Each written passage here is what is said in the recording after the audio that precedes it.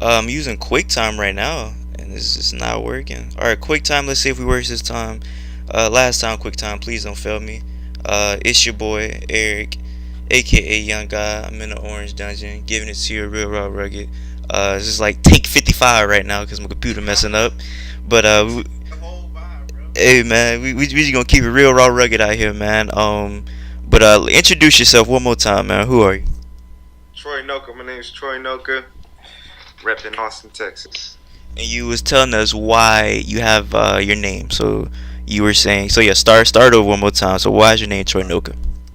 Yeah. Um. So Troy comes from my pops. My pops' name is Julius Troy Collins. My grandpa's name is Julius Troy Collins. He's a junior, and I was just saying he got killed, you know, early when I was like 4. So I wanted to pay homage to my pops by using the name Troy. And I was originally going by T Wiz, and every time I would Google T Wiz, Google myself, Wiz Khalifa pop up, and I was just like, that's not gonna work. So that's what initially made me switch to Troy NŌKA. But then the NŌKA part came from, I'm a nice person, I'm a nice guy, and girls always like, oh, you're so sweet. And I Googled sweet one time, and chocolate came up, so I put in most expensive chocolate, and it was NŌKA chocolates from Texas, and I was like, hey, that's me, Troy NŌKA. That's perfect. And the way they stylized NŌKA had a macron over the O, so I did the same thing too, and that just it flows and it's authentic. You know what I'm saying? Okay. Um, to get a little bit more into you, I was on your Instagram and I seen you was out the country somewhere. And this nigga Mr. Worldwide out here. So I was trying to figure out where you was and what you was doing out there. Um, I was in Mexico, Mexico, chilling with my girl's family, and we was just kicking it, man. Just made a vacation out of it. Was actually like on a ranch, so I'm like riding horses. There's like wild dogs, and the nature's beautiful, and it was dope because it's so simple out there. Like you can't stress if you wanted to, because everybody's just singing and eating, like just singing a guitar, like in your sleep. That's it. It's like you don't worry about nothing else. It's like super simple life, and I thought that was beautiful, and it was good to get reminded that, because living uh, in Los Angeles is actually the opposite, you know. So it was dope. But as far as traveling, I've traveled a lot though. Like I was a military brat, so I did elementary and middle school in Germany, um, in Mannheim, Germany, and then went to Augusta, Georgia. Did high school in Leavenworth, Kansas, at Leavenworth High School. So like in Kansas City. So I moved around a lot. Okay. I also seen in one of your videos you were doing jumping jacks with I mean not jumping jacks, you're doing a jump rope, excuse me. And I was curious, are you a gym rat? You athletic? What's up with that? You know what? Like everywhere I go, it don't always have a gym. So I just like literally I just walk to Walmart, right? And I'm gonna show you.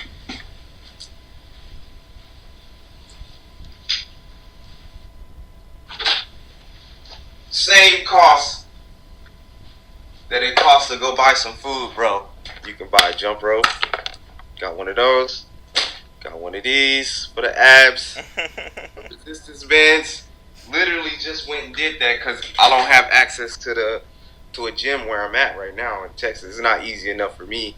So I was like, I'm gonna just get something. So it was kind of the same thing. Like I wasn't at my gym, so at my crib. So I was just getting it in. I try to work out every day because just to be professional as a musician, you want to be in shape, or you're gonna be running out of breath. You're just not gonna be at your best. So I try to stay in shape for that reason more than anything. And your health. Yeah, that's a fact. Would you say that you're athletic though?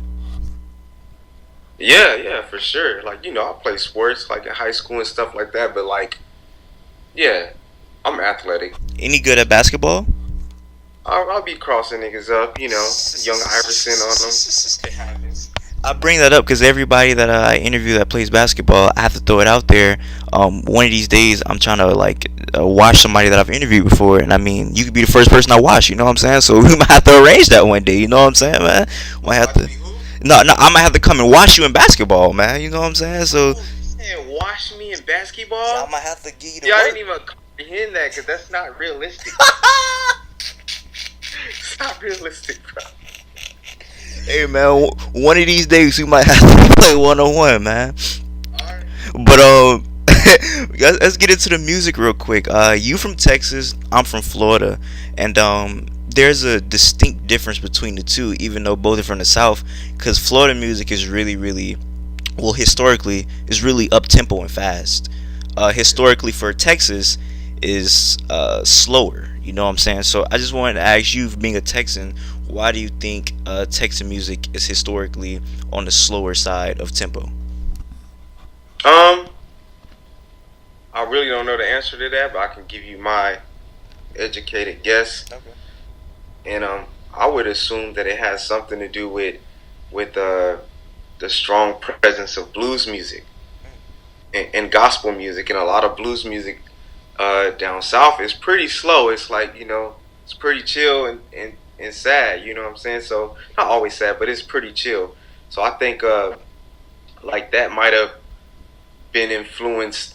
When we start adapting to all the stuff hip hop really evolving and growing, like how it was spurring out of New York and Yeah. stuff like that. People starting to use the 808 machine and stuff like that, and when I'm sure that those two merged, and maybe that's why the sound, still the spirit of it is still bluesy and soulful, which is more slow because it ain't even about dancing. It's about like the soul. Like, listen to what I'm saying.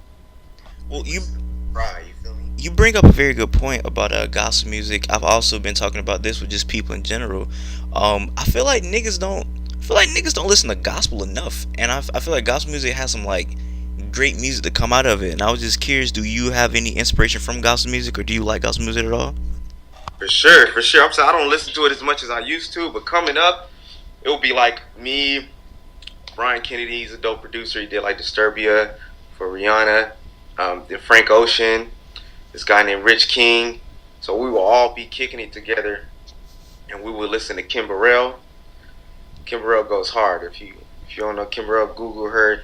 That's the, as they say, vocal Bible. Like, it's some people like, if you trying to sing and you want to know the runs and stuff, you need to listen to Kim Burrell. We will listen to Jay Moss. Uh, yeah, so for sure. Okay.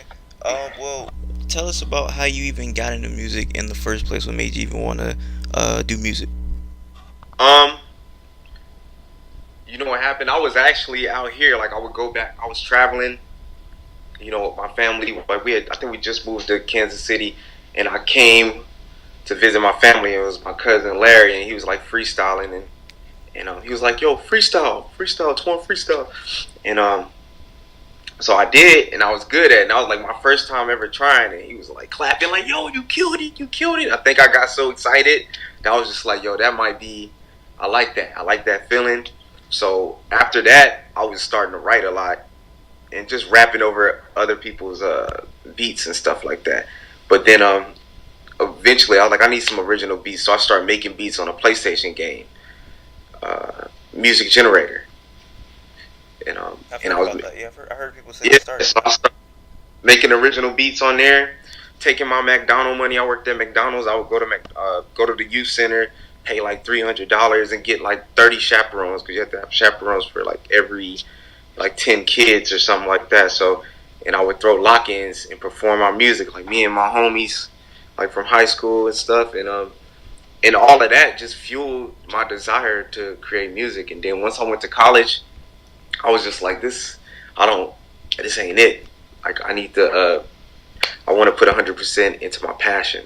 So I dropped out and I moved to LA, and I start just trying to figure it out. But it was hard. It was hard. Like, I was definitely broke, eating ramen noodles every day. I didn't know what to do, but ended up getting a job at Radio Shack, and start figuring it out from there. Okay. Not to switch subject, but just for the people listening, all the single people out there, you just brought up McDonald's. Uh, if anybody wants to find some solid quality ghetto hood chicks, go to McDonald's, man. Your local McDonald's has a lot of quality hood chicks, man. You know what I'm saying? So shout out to McDonald's, man. McDonald's with I can't stand their food anymore, but they have some nice women out there. Do you fuck with McDonald's? I can't fuck with McDonald's at all. Food. The food. Nah, at this point, I'll be trying to keep it healthy. Like I'll eat like turkey burger or something, or just a patty and some vegetables and shit. Like yeah, so I try to keep it healthy, man. You are what you eat, That's as a they fact. say. That's a fact. That's Yeah. a fact. Well, you said that you started rap. I was gonna ask which came first, the rapping or producing, but you said you started rapping first. So, which one do you, in your honest opinion, looking at yourself in a very honest way, which one do you think is better, your production or your rapping? I think I'm more. I got more recognition as a producer, which makes sense. I put more years into it. I put over 10 years into producing for other people, and then when I got a financially stable, I was like, all right, I could do what I really want to do, and I really want to be an artist, and that's what I'm putting my energy into now. But that's still kind of new. Like I don't even have a lot of projects out, so I'm still building my catalog and building a fan base and stuff like that. So that's how I would answer it.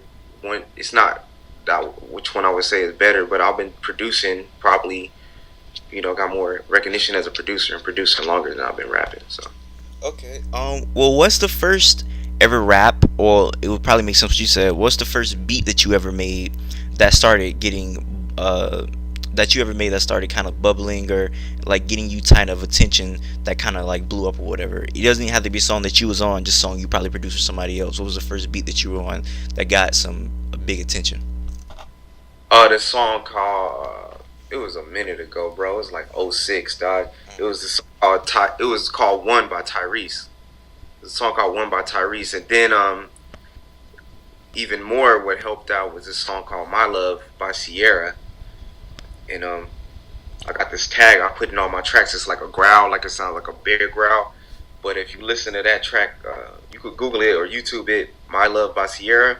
You will hear a little growl in there. But that was like the first track I think I start to figure out my sound. I was like, oh okay, drum heavy. How did you meet Tyrese? That's random. I wasn't expecting that right there. How did you meet him? The the cats. Okay, so to go back to the whole when I dropped out of college, moved to LA.